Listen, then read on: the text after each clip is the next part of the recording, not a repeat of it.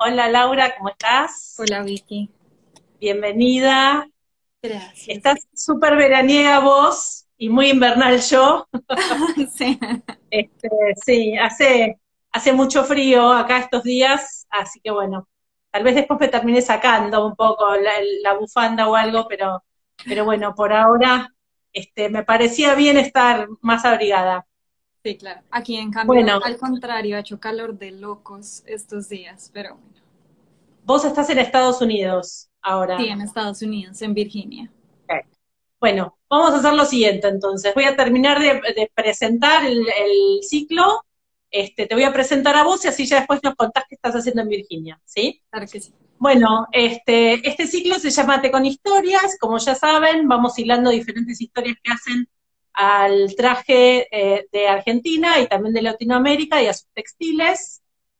Vamos a estar tomando nota de las preguntas que vayan haciendo para no cortar el hilo de la conversación, con lo cual si ustedes tienen alguna duda o quieren preguntarle algo a Laura, lo dejan por escrito en el chat de la conversación y el equipo del Museo del Traje va tomando nota de las preguntas y después se las leemos sobre el fin de la charla, así no se nos corta la conversación, el hilo, ¿sí? Bueno, la voy a presentar entonces a Laura, perdón, un segundito que tengo que abrir el machete. Ujú. Ah. Bueno, Laura Beltrán Rubio es historiadora del arte y de la moda, con énfasis en el mundo hispánico moderno.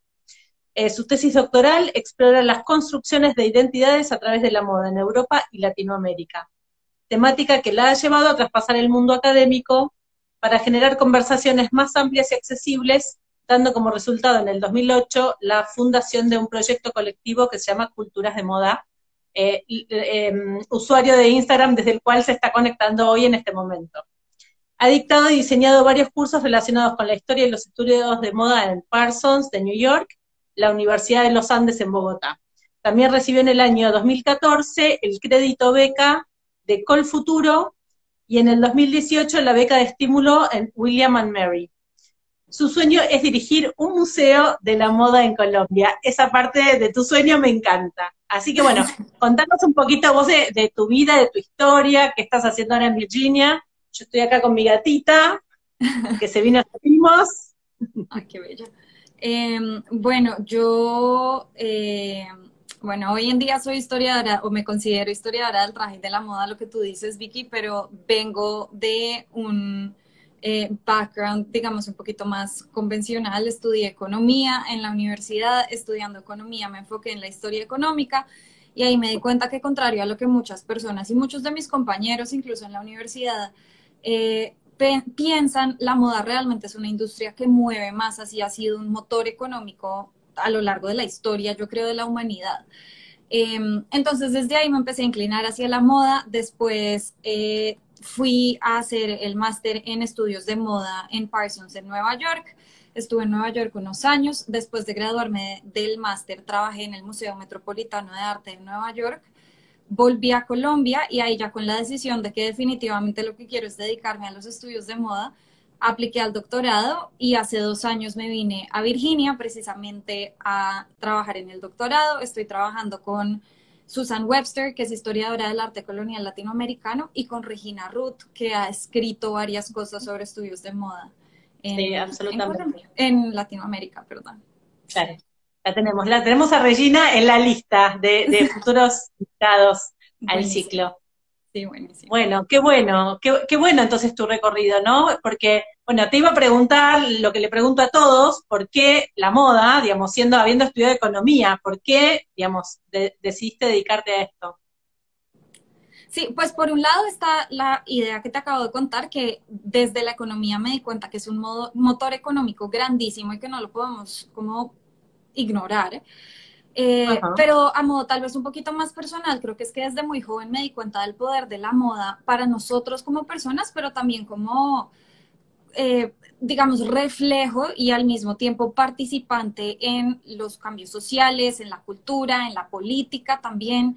Y esto desde siempre me llamó mucho la atención y el simple hecho de que a las mujeres y bueno, y a los hombres también creo que yo lo vi más en las mujeres, se nos categorice de cierta forma por lo que nos ponemos. Pero al mismo tiempo yo creo que yo desde muy pequeña estuve rodeada de mujeres que para mí fueron modelos y que siento que son muy poderosas y siempre su vestir comunicaba ese poder que ellas tenían. Entonces creo que desde muy joven me empecé a dar cuenta de estos fenómenos, que obviamente los he ido estudiando desde distintas perspectivas, pero creo que todo empezó así con esa curiosidad de cómo, qué interesante, cómo lo que la gente se pone comunica tanto y cómo podemos estudiarlo un poquito más. Claro, buenísimo, sí. Bueno, y la verdad es que empezamos a charlar nosotros con Laura, porque, bueno, yo empecé a seguir culturas de moda ya hace un tiempo, y me interesaba mucho siempre el tono de los posteos que hacían ustedes sobre, bueno, todas estas cuestiones de, digamos, muy invisibilizadas o poco tenidas en cuenta en relación a cuestiones como muy específicas de la moda latinoamericana, ¿no? Y cómo de alguna manera todos los que estudiamos moda, aún en Latinoamérica, el grueso de lo que se estudia, digamos, y el foco en general está puesto en la historia, sobre todo europea, de la moda. Entonces, digamos, ahí también había como, bueno, empezamos a darnos cuenta que había como lazos que nos vinculaban con culturas de moda, allí hicimos el contacto y bueno, y empezamos a charlar. Particularmente, además, yo he estado en Colombia en varias oportunidades, así que también le tengo como digamos, un aprecio particular al país, me parece muy hermoso, es uno de esos lugares a donde siempre me gustaría poder volver. Y bueno, y nada, y también tiene una industria de moda fuerte, digamos, sobre todo, digamos, como claramente a nivel industrial, me daba la sensación a mí, cuando yo fui, digamos, ya hace 10 años fui por última vez, me parecía que era como muy potente a nivel industrial, no tan fuerte a nivel como de imagen y de estilo de moda, ¿no? Como propuesta, digamos, de marca país de moda. No sé si vos compartís esa idea o cómo lo ves vos desde Colombia mismo. Sí, creo que lo que dices es verdad. Colombia históricamente, y esto también viene por lo menos desde el siglo XIX, sino desde la colonia, ha tenido un sistema de producción textil muy fuerte y la industria textil colombiana siempre ha estado entre las industrias más grandes del país, pero es eso, es como industria, es como manufactura, muchas veces como manufactura textil, y esto de alguna forma como que no se entiende paralelo a la moda. Yo creo que en los últimos tal vez 10 años, de pronto un poquito más, como en el último par de décadas, yo creo que la industria de la moda en Colombia sí ha dado un giro en el sentido de que sí se está intentando buscar un lenguaje y un estilo que sea colombiano, y yo creo que se ha logrado. Hay varios diseñadores que han logrado salir de Colombia y hoy en día venden en moda operandi, venden alrededor del mundo y ellos se han posicionado mucho, pero sí, esto digamos que es un fenómeno un poquito nuevo, un poquito Claro. reciente que se ha gestado realmente en los últimos años. Y la industria sigue siendo grandísima, pero yo siento que sigue habiendo esta como disyuntura, digamos, entre lo que es el Claro. diseño de modas propiamente dicho y lo que es la industria textil. Y esto me está haciendo pensar en nosotras desde Cultura de Moda nos salíamos con otras colegas nuestras, somos 5 mujeres, todas con el máster en estudios de moda. Tenemos un podcast que lanzamos hace un poco más de un mes. Y uno de los episodios del podcast es precisamente eso, el estudio de cómo la industria de la moda colombiana pasó de lo que se conoce como el jean levantacolas o el jean sin bolsillos, que lo que hace es como resaltar, Claro. digamos, las figuras de las mujeres, a en los últimos, especialmente 10, 20 años, a toda esta como estilo del chic tropical, que ya es un lenguaje un poco más de moda, porque el jean sin bolsillo Claro, como más que no siempre se sofisticado. entiende así. Claro. Genial, sí. Me acuerdo de la imagen de ese jean, andando por las calles de Colombia, digamos, como me llamaba un poco la atención, como cierta estética de las mujeres, ¿no? Como muy rubias y con esos jeans muy ajustados y demás. Sí, Sí, exacto. sí. Este, bueno, entonces vamos ya como más de lleno al tema convocante de la charla, que bueno, por un lado, la idea es charlar un poquito sobre el virreinato de Nueva Granada y la transición de la periodo de colonia a la independencia. cómo es esa lectura y bueno, y qué es lo que sucede alrededor de la moda con eso. Sí, digamos que, bueno, la historia que se cuenta sobre todo desde este lado viene un poquito como desde las élites, que es algo que tú estabas mencionando, así como desde Ujú. Latinoamérica normalmente leemos la historia de la moda como desde Europa, creo que pasa algo parecido y una de las lecturas tal vez más comunes es la idea de que con la independencia muchos buscaron separarse de España, pero aquí lo curioso es que es de España y no exactamente de Europa. Y en ese momento, y creo que esto pasa a lo largo de América Latina, no solamente en Colombia, eh, hay como dos debates políticos en el momento. Es, bueno, nos vamos a separar de España, entonces tenemos que rechazar todo lo que viene de España, incluida la indumentaria, pero ¿con quién nos vamos a aliar? Y los dos grandes, digamos, como modelos que tenían en esa época era Inglaterra y Francia. Y esto es Francia después de la revolución a finales del siglo XVIII, comienzos del XIX. Y de hecho, uno de los paralelos más bonitos que a mí me gusta hacer es comparar las imágenes de los libertadores de Simón Bolívar en el caso de Colombia con las imágenes de Napoleón. Y es este mismo Claro. vestido militar. Eh, que a mí me parece fascinante todas esas imágenes y se empiezan a proliferar estas imágenes de los grandes líderes de la patria. Y entonces hay como esa, digamos, alianza, no solamente en ideales revolucionarios, sino expresada a partir del vestido de las milicias colombianas o como nos las quieren hacer ver, claro, porque estas imágenes pues son Sí, construidas a modo de propaganda de alguna forma, ¿no? Nosotros claro. no podemos garantizar que ellos se vestían así todos los días. Eh, y pasa también, por ejemplo, en las mujeres, y hay un retrato muy bonito, sí, bueno, una pintura muy bonita de la Pola o Policarpa Salabarrieta, que fue una de las líderes, digamos, mujeres de la revolución o de la independencia, que además murió por la causa de la independencia. Y entonces ella sale vestida en estos vestidos de corte imperio, que creo que eso es algo que también mencionó Rosana la Claro, semana pasada. Sucede claro, en sí, Argentina exacto. también.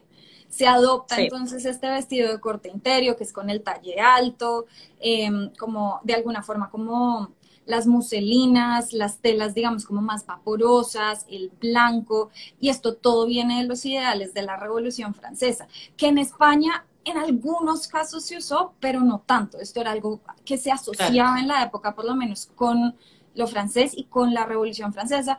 Y detrás de eso también viene todo un estudio o toda una teoría, digamos, que propuso principalmente Rousseau, pero también otros ilustrados franceses, de el retorno, digamos, a la naturaleza, y eso incluía, en el caso de las mujeres, dejar un poco de lado todos los corsés, las enaguas, las estructuras, digamos así, grandísimas que de alguna forma, y rígidas, que de alguna forma como que estructuraban el cuerpo y los vestidos y pasar a algo un poco más natural, o que en esa época se consideraba más natural, como estos cortes imperio.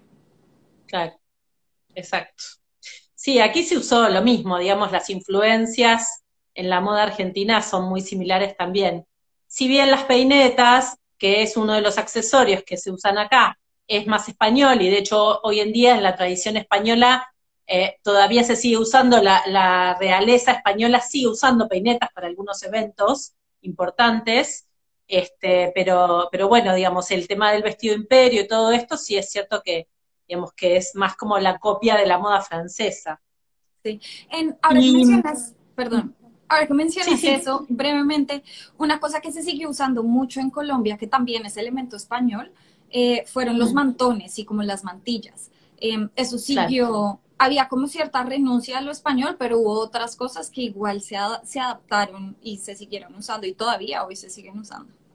claro, sí. Y contanos un poco sobre los trajes de los distintos grupos sociales en la colonia, ¿no? Porque siempre, bueno, hablamos de esto, que también pasa aquí, que un poco toda la imaginería de estos periodos viene desde, básicamente desde el arte, desde los cuadros, las pinturas, los retratos, que son obviamente, digamos, retratan a la élite de las distintas ciudades y países, pero bueno, ¿qué pasa con los otros grupos sociales?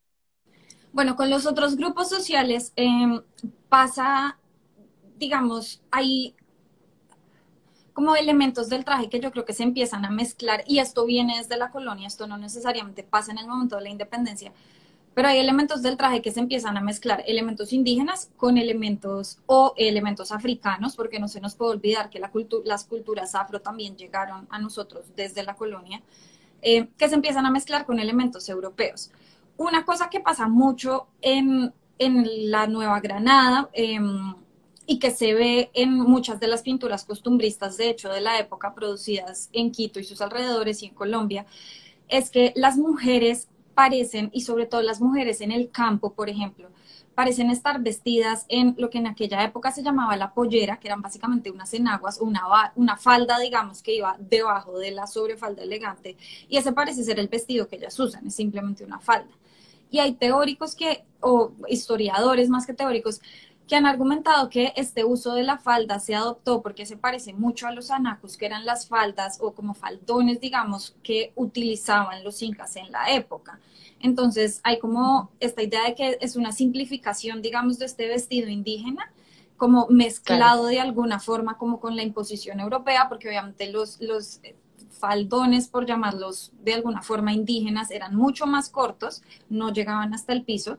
A la hora en la que llegan los españoles, y esto lo vemos sobre todo en los comentarios de muchos de los misioneros, de algunos jesuitas que viajaron por las regiones, y de científicos más tarde en el siglo XVIII que viajaban en plan de catalogar la flora y la fauna de la región, o de crear los mapas, digamos, de la región, ellos también narraban los vestidos de las personas. Entonces, ellos cuentan eso, que las faldas se alargaron porque es que las faldas de los indígenas eran muy cortas y eso a ellos les parecía indecente. Y otra cosa, hablando de viajeros, que a mí me llama muchísimo la atención y que digamos que todavía estoy en proceso de descifrar eso exactamente qué tan real es que uno de los comentarios más frecuentes de lo que era la Nueva Granada y el Perú es que las personas de todas las clases sociales, incluidas las personas afrodescendientes y africanas, y las personas indígenas y sus descendientes, es que se vestían con mucho lujo y que tenían una riqueza en la ropa que también se consideraba indecente, pero que era rara, porque uno esperaría que un esclavo o un descendiente de un esclavo o que una persona indígena, por no ser de la élite, no tiene la capacidad de adquirir estos trajes de lujo. Pero hay muchos comentarios que dicen que si hay estos trajes de lujo, en algunos casos en los archivos se encuentran cartas de dote, por ejemplo, o inventarios en testamentarias de mujeres indígenas sobre todo, y uno puede ver que sí tenían muchas joyas, que sí tenían muchas telas importadas. Entonces ahí está como, hay un mito que nosotros creemos que es que estas personas no tienen acceso a la riqueza en el traje, pero estamos viendo que por lo menos algunas de ellas sí tienen este acceso. En algunos casos sí, claro. Y era, digamos, tenía que ver con esta posibilidad, vos hablabas de las testamentarias, ¿no? Como una de las fuentes. Digamos, tenía que ver con heredar también tal vez a sus dueños, digamos, o a sus patrones.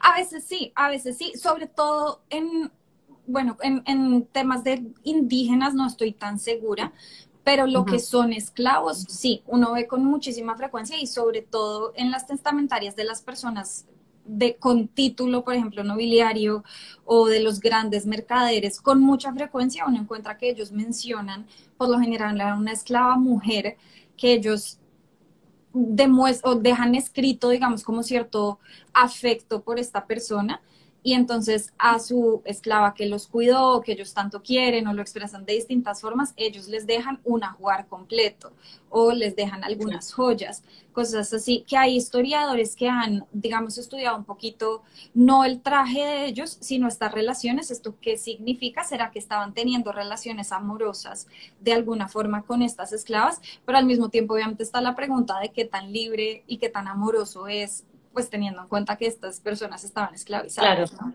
¿no? claro, claro. Claro, sí, qué grado de vinculación dentro del grupo familiar, digamos, tenían, ¿no? O sea, si era como un cariño, como una persona más de la familia, bueno, o tal vez en este caso como una relación amorosa ya más concreta, digamos, como vínculo de pareja, Exacto, o exacto, similar, digamos. sí. Y Y es, Mm. Sí, sí, dime. Y esto, pues se me acaba de ocurrir que esto es algo que también hablamos antes, es que a partir de esta de pronto acumulación que podían llegar a tener las personas de, sobre todo las personas afro, de vestidos que pasaban no solamente en las testamentarias, sino también debemos recordar, y a esto viene la imagen con la que compartimos el evento de hoy, que Sí. es una señora, O digamos, sea, noble española, y el título dice, con su esclava negra, y vemos cómo tanto la señora como la esclava están súper adornadas. Hay diferencias en el traje, claro que sí, pero la esclava tiene un vestido también muy rico y tiene muchos accesorios, tiene joyas, parecieran ser de oro, obviamente no sí, sabemos. Y esto muestra que también muchas veces, y hay un estudio muy bonito que hace Tamara Walker de Lima específicamente, cómo estas personas negras entraban en la parte como del performance de riqueza y de nobilidad que tenían las élites españolas acá. Entonces, no es solamente yo tengo mucho dinero y tengo mucho poder y me visto y me lleno de joyas y perlas y oro por todas partes y telas importadas, sino que además yo soy tan rico que puedo vestir a todos mis esclavos igual. Entonces, a claro. partir de ahí y a partir de lo que les pueden heredar porque ya no lo usan o en las mismas testamentarias, estas personas empiezan a acumular textiles. Y al acumular textiles y al acumular vestidos, ellos también los pueden vender y los pueden negociar. Y llega un punto, y esto es lo que escribe Tamara Walker, llega un punto en el que ellos pueden adquirir tanta riqueza a partir de estos textiles como usados que ellos están recibiendo, que más de un esclavo también se pudo alcanzar a llegar a comprar su propia libertad a partir de todos estos como mini emprendimientos con ropa usada. Claro. Claro, pasa a ser como, digamos, los esclavos o los sirvientes pasan a ser como parte de los objetos más de ostentación de las familias poderosas, ¿no? Digamos, Exacto, son como, pasan a ser parte de lo que debe ser decorado en el contexto de exhibir su riqueza, exactamente, claro. exactamente. Y decime, habíamos estado charlando en el otro día que estuvimos charlando vos y yo del tema del traje inca, que vos también lo estuviste estudiando, digamos, más allá de que, bueno, vos por ahí estás como un poco más centrada en Nueva Granada, pero la verdad es que también venís como explorando como varios fenómenos latinoamericanos en paralelo, y me parecía muy interesante lo que me habías contado del tema del traje inca.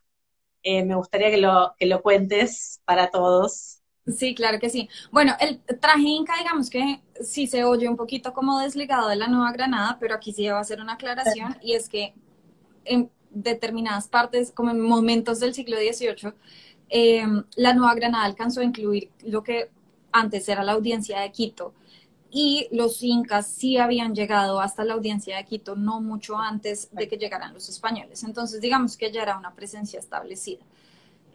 Y algo que empieza a pasar con el traje, bueno, de los incas, pero estoy segura de que esto pasa con distintas culturas indígenas precolombinas, es que cuando llegan los españoles, ellos obviamente necesitan hacer alianzas con las élites, digamos, o con las personas que están en el poder de las culturas que ya existían, pero al mismo tiempo necesitan mantener una diferencia. La forma en la que esto funciona, o una de las formas en las que esto funciona, es precisamente a través del vestido. Entonces, recién llegan los españoles, de las primeras leyes que se empiezan a aprobar en Latinoamérica o como pragmáticas en la época es que las personas de sangre indígena no se pueden vestir como los españoles. Ellos tienen que mantener su propio vestido, que nuevamente no es el vestido, entre comillas, original de ellos, porque se les parecía muchas veces indecente a los españoles, pero es una adaptación de ese vestido que tiene que ser diferente al de los españoles. En el siglo XVIII todo se voltea porque empieza a haber muchas rebeliones y empieza a haber mucha angustia. Obviamente el siglo XVIII empieza con caos total porque en España se murió el último rey Habsburgo, entonces tuvieron que, o de la Casa de Austria, pues Entonces hubo toda una guerra de sucesión, finalmente sube un Borbón, pero esto en Francia pues es un problema porque los Borbones son es la casa, la monarquía francesa que hasta entonces había estado en guerra con España más o menos, y uno de los problemas era precisamente las colonias americanas. Entonces, mejor dicho, el siglo XVIII empieza en caos total, y a este caos que viene desde la corona española se aumenta que cada vez hay como más caos también en Latinoamérica, todo está desorganizado, ellos de hecho tienen que reformar toda la estructura colonial, y de ahí, por ejemplo, nace el mismo virreinato de la Nueva Granada. Si no estoy mal, el del Río de la Plata también nace como estas reformas. Entonces, Sí. están tratando de reorganizar todo y de controlar todo. Entonces, hay como es un siglo que se entiende como el gran siglo, como de la angustia que se está derrumbando el Imperio Español. Y al mismo tiempo, en Perú y en Quito empiezan a darse estas rebeliones de los lideradas por quienes se autoproclaman descendientes de los nobles incas. Creo que es muy difícil para nosotros hoy en día saber si ellos realmente sí eran los descendientes de la nobleza inca o no, pero ellos se presentaban, digamos así, ellos se comunicaban así. Y entre esas, una de las revoluciones más grandes fue la rebelión de Tupac Amaru II en Cusco.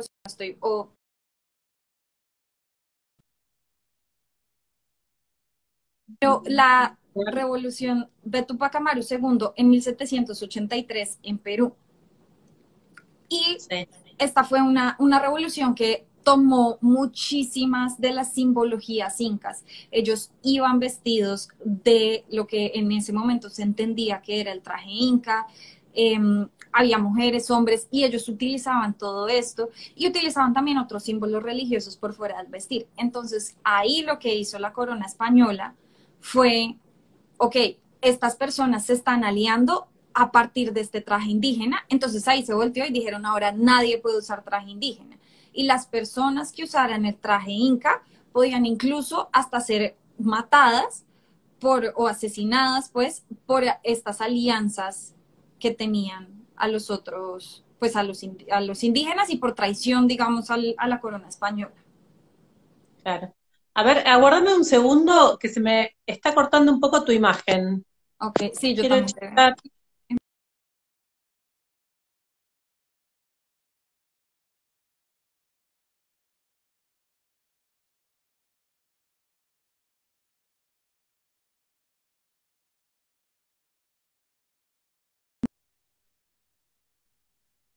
Hola, hola, hola. Ahí Ya va. volviste. Sí, ahí volvió, sí. Es que vi hoy a la tarde, normalmente yo hasta ahora no veía nunca vivos, y hoy a la tarde vi que ya había Hay varios, varios. antes de que empezáramos nosotros, así que parece que es un horario que está empezando a ser también requerido. Tenemos competencia. Sí, claro. Claro, eso a mí me parece que es súper interesante, ¿no? Porque, digamos, cómo va sucediendo este tema también de reglar a través de leyes, digamos, el uso de la indumentaria, que en realidad es justamente el uso o la posibilidad digamos, de empezar a interactuar entre unas y otras clases sociales o grupos, digamos, de la sociedad que estaban conviviendo, ¿no? Porque, bueno, es una manera de decirle a los nativos, digamos, del lugar, bueno, ustedes son esto y los queremos tener acá y queremos poder reconocerlos, o sea, al prohibirles usar, por ejemplo, el traje español. Entonces, eso me parece que es súper interesante, como, digamos, como esa posibilidad de adoctrinar a las personas a través de la indumentaria, ¿verdad? Digamos, no solamente en el uso de las armazones, sino, bueno, de ciertos estilos o estéticas de las prendas. Sí. Sí, exacto. Pero entonces también cuando esa adoctrinación también como que, digamos, se le devuelve, casi como si fuera un boomerang. Ellos lo mandan y en un Sí, momento, total. sin darse cuenta, eso es lo que se les devuelve a los españoles, y entonces les toca cambiar la política y decir, ¿saben qué? Ya no, porque estas personas se están reconociendo entre ellos por cómo van vestidos, se están aliando y nos van a terminar derrumbando. Claro, sí, totalmente, sí. Se les termina volviendo totalmente en contra. Sí, exacto. Sí. Y, y cómo te parece, digamos, después, a partir de la independencia, esto cómo va evolucionando? Bueno, a partir de la independencia, esta es una de las, digamos, como grandes preguntas que yo sigo tratando de entender, porque hay un fenómeno que pasa y es que hay todo este auge pues del costumbrismo, que ya lo mencioné, que yo creo que más de uno lo ha visto porque esto pasa en toda Latinoamérica, son las típicas imágenes de tipos y costumbres de determinado lugar. Entonces tenemos, en el caso de Colombia y de Ecuador, por ejemplo, las yapangas de Quito, que es una especie de mujer mestiza, se ven los campesinos de distintas zonas de Colombia, se ven distintas etnias indígenas y cada quien va vestido como con su propio traje, que muchos de esos trajes en los que los vemos en el costumbrismo hoy en día son los trajes típicos que se asocian como los trajes típicos de Colombia, de las distintas regiones de Colombia, de las distintas regiones del Ecuador. Entonces ahí pasa algo, es que el traje creo que sigue entendiéndose como este factor que, digamos, separa a los distintos grupos sociales. Eh, pero digamos, dos de las preguntas que yo me hago es, bueno, la primera es este traje, ¿qué tan real es? Y digamos que yo creo que algo de realidad sí tiene que tener, porque es que estas acuarelas costumbristas y litografías costumbristas eran hechas por tantas personas tan diferentes que muchos de ellos eran científicos y viajaban y había un interés casi que etnográfico de retratar lo que ellos veían como era en realidad, que pues tienen que estar fundamentadas en algo de realidad. Obviamente deben ser estilizadas para que se vean mejores, pero tienen que estar fundamentadas en algo de realidad. Y la otra pregunta que yo me hago es que, por lo menos en el caso de Colombia, el siglo XIX fue un siglo en el que echamos para atrás de muchas formas, porque venían todas estas rebeliones indígenas y en el siglo XIX fue como si las élites criollas en este momento dijeran como, bueno, nosotros ahora somos los dueños del país, ya no estamos ligados con España, pero igual sigue siendo una élite de la ciudad, descendientes de los europeos, entonces es una élite igual blanca o casi que blanqueada, que de alguna forma separan a través del, o así es como yo leo el costumbrismo, es una forma de separarse estas élites blancas de herencia europea de todas las otras poblaciones que tenemos en América Latina, las distintas etnias indígenas, los afros y los afrodescendientes. Claro. Entonces ahí es como si se vuelve, pero también entra toda esta idea como de la nostalgia, que esto es un fenómeno que también pasa en Europa, y el anticuarianismo. Entonces se valoran todas estas culturas, todos estos vestidos diferentes, y hay esta idea como de que es que ellos están a punto de desaparecer, entonces por eso tenemos que recordarlos como están ahorita en todos estos retratos costumbristas, pero al final es porque ellos van a desaparecer, no porque nos interesa que ellos sean la base de nuestra cultura. Y eso es como una de las cuestiones tal vez que todavía estoy como intentando navegar y entender. Claro, claro, claro, sí, sí, como una especie de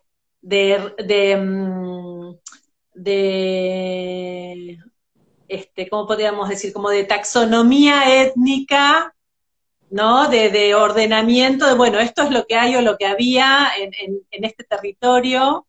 Y Sí, sí, exacto. además en muchos casos, como vos bien decís, también hay como un proceso de asimilación de prendas o de determinadas indumentarias, de determinadas técnicas textiles, tal vez que vienen de España, que se adaptan, se transforman, pero digamos, tampoco en muchos casos seguramente no es una idea de una prenda 100% nativa local, digamos, ¿no? Como de un pueblo Sí. originario.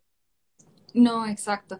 Y hay otra cosa que también pasa y pasa en Colombia y Nancy Applebaum escribió un libro sobre esto. Es en Colombia entre 1900 tal vez 52 y 59 hay una comisión coreográfica que es un grupo liderado por un geógrafo italiano, Agustín Codazzi, que viajan por el país para presentar un mapa del país al gobierno. Y si no estoy mal, es como el segundo intento que se hace en toda Hispanoamérica o en toda Sudamérica de crear un mapa como geográfico del país y de sus regiones.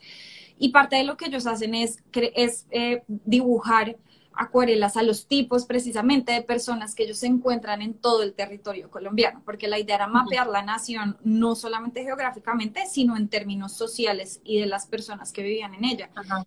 Y lo que escribe Nancy Applebaum en su libro, que es una teoría que a mí me llama mucho la atención y también sigo como pensándola, tratando de ver eso, como informa pues mi propio estudio del traje, es que dentro de estas acuarelas sí se crea como una división, y no es tanto la división, sino es más como una jerarquía. Entonces, las personas que están más cerca, creo que va por el lado de las personas que están más cerca al centro, pero también que están en climas más templados, y esto viene de teorías científicas de la época. Las personas que están en climas un poquito más atemperados son las personas, entre comillas, más cercanas a la civilización. Entonces, son las personas que así, por ejemplo, sean culturas indígenas, están más vestidas. Entonces llevan ruanas, llevan ponchos, llevan como claro. especies de pantalones cortos, pero están vestidas. Mientras que las culturas que están en los climas más inhóspitos, por llamarlo de alguna forma, en el Amazonas, en el Pacífico colombiano, que es una región también muy densa de selva y calor y humedad, estas personas las vemos prácticamente desnudas, o es la típica imagen del indio en taparrabos, o de las mujeres semidesnudas. Entonces ella tiene esta teoría de que hay una jerarquía también por región, mostrando quiénes son los menos civilizados, y digamos que ella menciona rápidamente la idea del traje, y eso es algo que yo estoy intentando como complementar un poquito, cómo de verdad vemos estas diferencias en el vestir. Claro. Claro, claro, sí.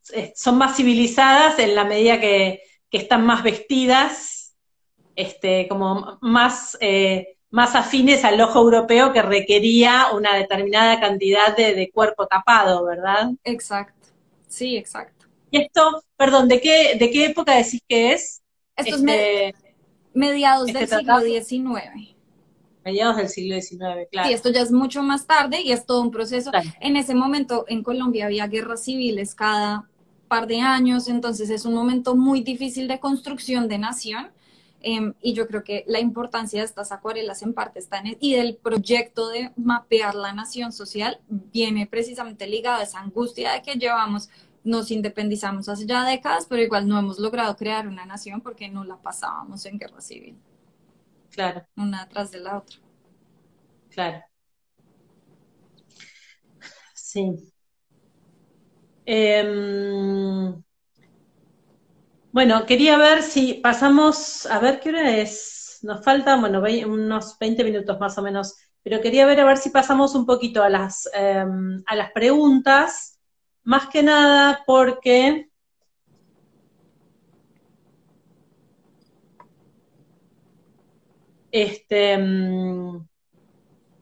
a ver, perdón, un segundo. Porque después quiero que nos cuentes un poquito sobre culturas de moda. Ay, bueno, listo.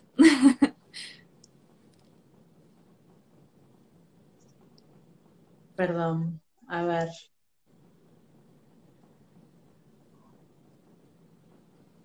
A ver.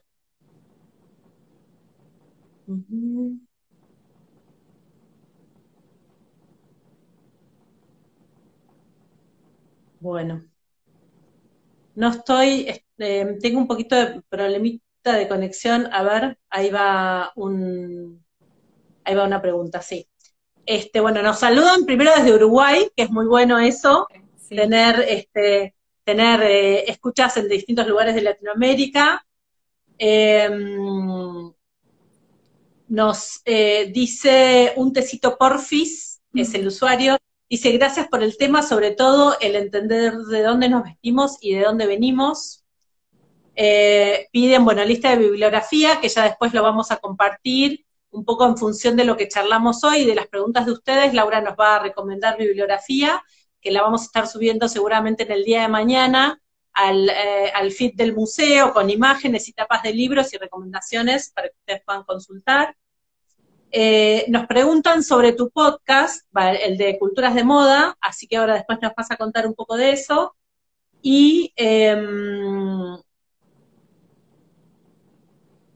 Y preguntan acá, cuando estábamos hablando del siglo XIX, de los criollos, y el tema como de la taxonomía o el ordenamiento de los distintos estratos sociales, preguntan qué pasaba con las telas,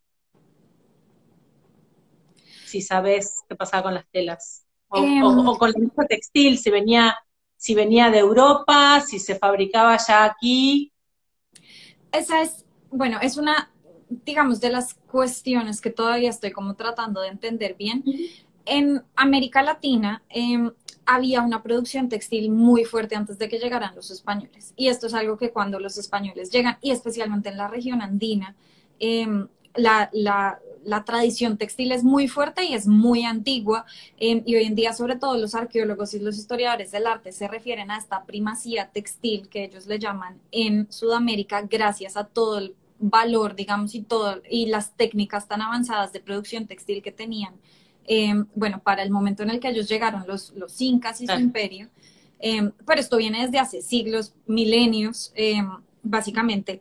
Y el algodón se da o se daba en la América precolombina y las culturas indígenas lo habían podido domesticar. Entonces esto es algo que los españoles llegan y ven acá y ponen provecho de eso.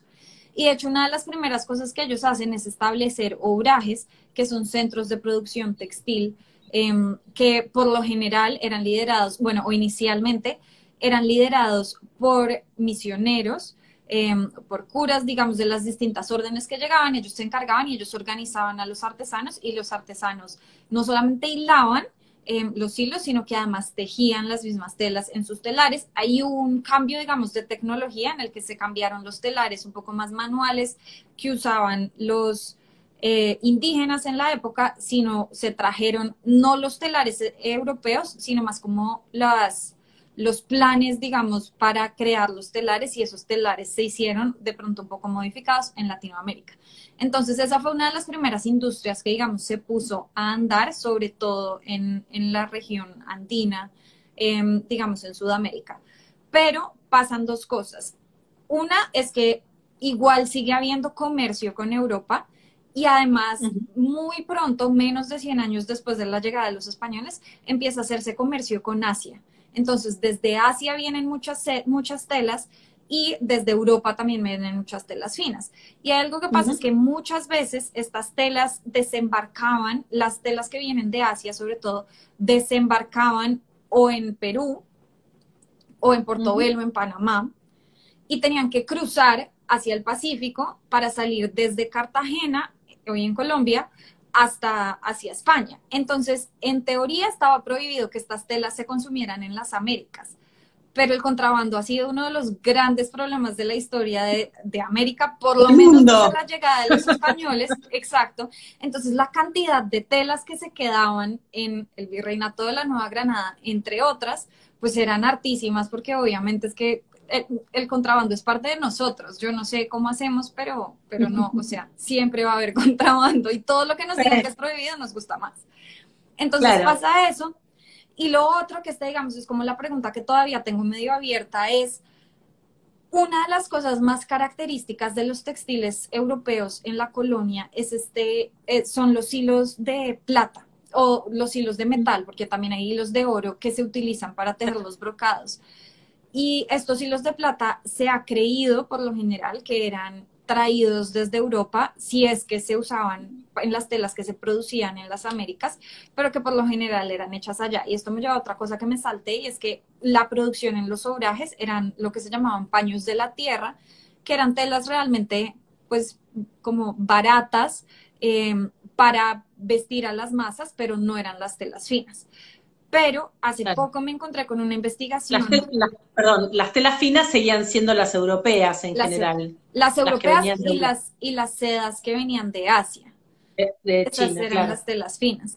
Pero hace no mucho me encontré, y esto es algo que estoy como intentando buscar más información, evidencia de que en algunos de los obrajes en Quito sí se hilaban hilos de plata. Entonces, si ahí se hilaban los hilos de plata, lo más probable es que ahí también pudieran tejer brocados que hasta ahora hemos creído que solo se producían en Europa.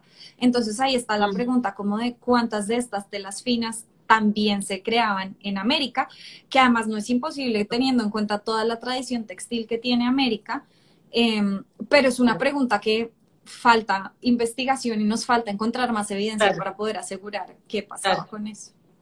claro. Te voy a poner en contacto con Delia Echeverry, que es nuestra investigadora textil y que justamente viene trabajando mucho sobre este tema de los motivos textiles que van migrando desde Asia hasta América, o sea, Maravilloso. a Europa, pero que pasaban por América, como vos decís, y quedaban acá y terminaron retroalimentando en muchos casos los motivos textiles y las técnicas textiles latinoamericanas también, sí. Sí, Es sí, eso es muy, súper increíble. interesante eso. Es increíble. Sí, yo creo igual que el contrabando, bueno, de alguna manera armó básicamente al mundo. Sí, sí, de acuerdo. Aquí nos hacen otra pregunta desde Costa Rica.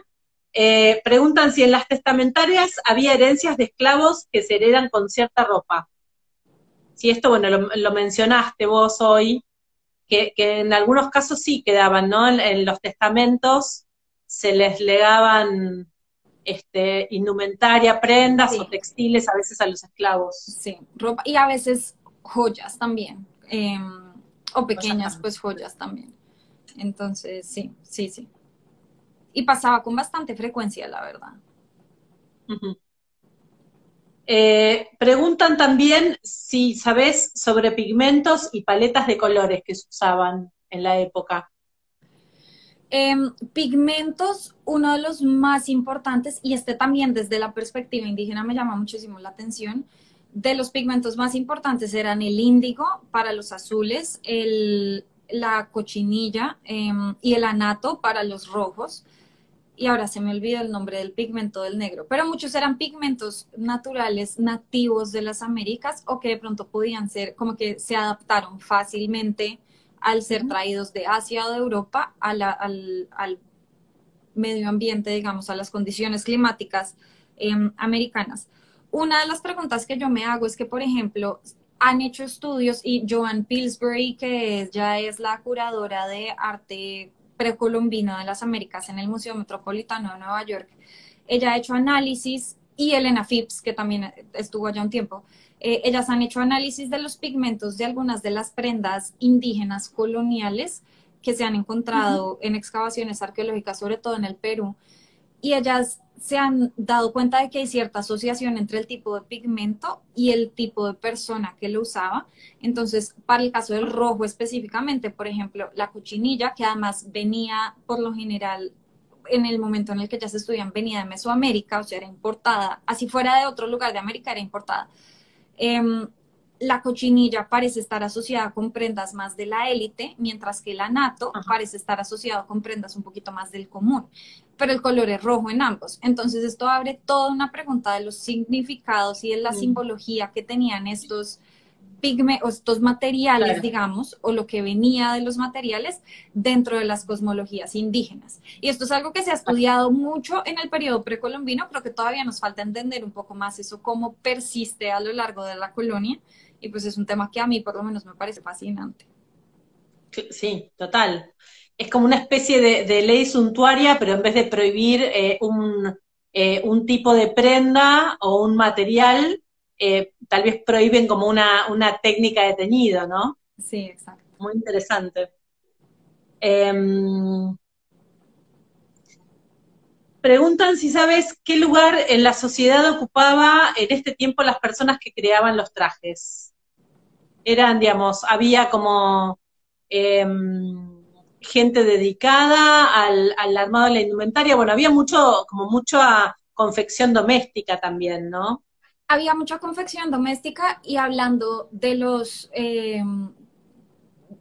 diarios de viajeros que mencioné anteriormente, sí se habla mucho, sobre todo de que las mujeres producían mucho en la casa, eh, pero también había gremio de sastres y en Quito el gremio de sastres fue uno de los primeros gremios en establecerse, no estoy segura en otros lugares de Latinoamérica, pero sí había sastres profesionales, todavía no encontraban los archivos la primera modista oficialmente establecida, pero a lo mejor también las había.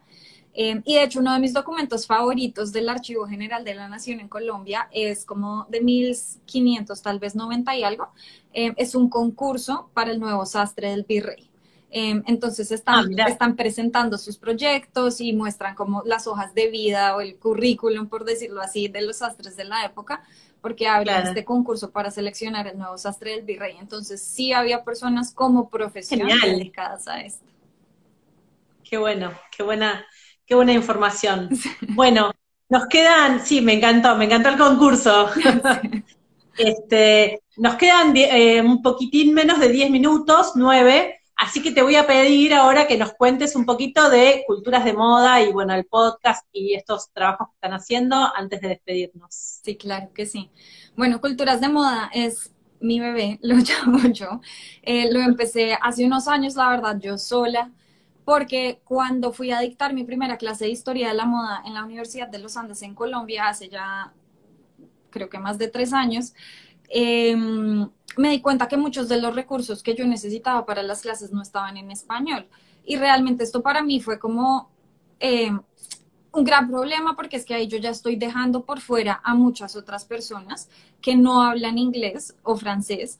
Incluso también pensándolo pues yo vivo en Virginia, estoy escribiendo mi doctorado en inglés, entonces digamos que incluso yo que no tengo problemas con entender el inglés, yo sí prefiero y entiendo mejor y digiero mejor la información cuando está en español. Claro. Entonces, a mí me pareció de alguna forma como inaudito que no hubiera recursos suficientes en español. Y ahí empezó también una búsqueda por empezar a encontrar nuevos recursos que hay en español, y Culturas de Moda sale un poquito de esta frustración que yo tengo, de las ganas que tengo de visibilizar no solamente el conocimiento que yo tengo, sino el conocimiento de otras personas. Y de hecho, una de las cosas pues, que a mí más me gustan de Culturas de Moda y en la que más trabajamos es estamos creando una base de datos que lo que hace es como recoger recursos que han sido escritos en español sobre la moda en Latinoamérica. Y bueno, no, realmente es un poquito más del mundo hispanohablante porque también tenemos muchos recursos que vienen de Ujú, España y que se basan en España, creo que no lo podemos sacar de ahí, pero es claro. reunir toda esta información. Y por el otro lado, además de reunir esta información, es también ofrecer información y que esté abierta al público, porque esa es otra de las barreras que yo me encontré. En Argentina, por ejemplo, me parece que ustedes tienen de verdad muchísima información. Yo me atrevería a decir que ustedes son los líderes en lo que podemos llamar los estudios de moda en Ujú, Latinoamérica, pero muchas de estas cosas no se consiguen si uno no está en Argentina. claro. Entonces, ¿cómo podemos expandir un poquito eso y que no haya barreras ni financieras ni de acceso, digamos, físico a ellas? Entonces, por eso todo lo que nosotros promovemos es digital. Eh, Estamos trabajando porque distintos autores y distintas personas que, por ejemplo, hayan hecho su doctorado en historia de moda puedan escribir artículos un poco más cortos que puedan publicarse desde Culturas de Moda. Y una de nuestras grandes misiones también es poder hacer este trabajo remunerado porque entendemos lo difícil y lo larga que es esta investigación. Entonces, esta es la parte que ahorita está como un poquito, pues es lo más difícil, claramente, Claro. pero la idea es que además sea trabajo remunerado y hacerlo visible y hacerlo entendible para las personas que así no estén en la academia, que les interese la moda. Y de ahí viene también la idea del podcast. En el podcast somos 5 realmente amigas comentando sobre distintos temas que igual nosotras hablamos cuando estamos solas, pero un día dijimos deberíamos hacer estas conversaciones abiertas al público. Claro. Eh, y creo que nos ha ido muy bien, creo que ha tenido buena recepción. Hasta ahora solo tenemos creo que 6 episodios publicados, pero ha tenido muy buena recepción. Entonces, pues también los invito a verlos. El podcast se llama Salón de Moda y lo pueden escuchar en Spotify, en Apple Podcasts, en Deezer, en Google, y está también a través de la página de Culturas de Moda. Bien, así que bueno, tienen que entonces empezar a seguir también Culturas de Moda aquí en Instagram. Bueno, nada, y ellas, la verdad es que van publicando toda la información que tienen, haciendo posteos muy interesantes casi todos los días. Gracias.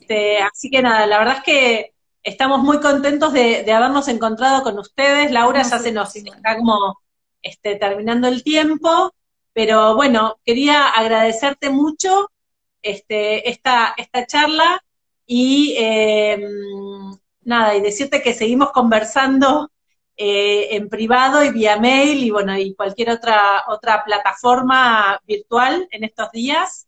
Y bueno, y esperamos que seguir colaborando y haciendo proyectos en conjunto. Sí, La verdad claro es que que nos sí. parece muy importante poder abrir cada vez más la voz de la moda latinoamericana al resto del mundo, así que bueno, realmente es un gusto tenerlas ustedes trabajando fuerte desde allí. Sí, muchas gracias a ti, Vicky, gracias por contactarnos. Nosotras también estamos súper felices de poder colaborar con ustedes, además porque esto tal vez fue lo único que no dije, pero Culturas de Moda está pensado como un proyecto colectivo, entonces entre más Ujú. aliados y aliadas podamos tener, creo que mejor y nos encantaría Dale. seguir trabajando con ustedes y con los que se quieran unir también, escríbanos Perfecto, para perfecto. seguir en esto. Tenemos varios investigadores acá que estuvieron participando hoy de la charla, escuchándola, así que a todos ellos los invitamos también a contactarlas, a ustedes, para ver, digamos, qué material tienen, qué se puede intercambiar y bueno, y seguir construyendo un poco toda esta historia de la moda en Latinoamérica. ¿Mm? Bueno, Bueno, te mando un beso grande, gracias a ti, igualmente. a Sandra y al resto del equipo de Culturas de Moda, Gracias. y bueno, nos vemos pronto. Nos ¿Eh? vemos, muchas gracias. Adiós. Adiós. Gracias. Hasta luego.